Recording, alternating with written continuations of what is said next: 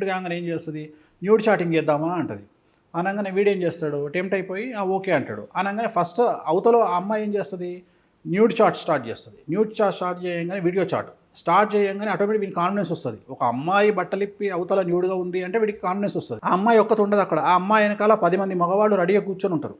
So nude chat start చేసి ఏమంటుంది అంటే నువ్వు కూడా న్యూడ్గా తయారుగా అంటది. అనగానే వీడేం చేస్తాడు, టెంప్ట్ అయిపోయి వీడు న్యూడ్గా తయారవుతాడు. న్యూడ్గా తయారైనాక ఒక 2 నిమిషాలు వీడియో రన్ కాగానే వీడు ఏం చేస్తాడు, ఎక్కడో వీనికి డౌట్ వచ్చి ఫోన్ కట్ చేస్తాడు. కొద్ది డౌట్ వచ్చినాక ఈ లోపల వీడు మాట్లాడిన న్యూడ్ చాట్ వీడియో డైరెక్ట్గా వీరి వాట్సాప్కి వచ్చేస్తుంది. 5 నిమిషాల వీడియో రాగానే వీడు గజగజ వణుకుతాడు.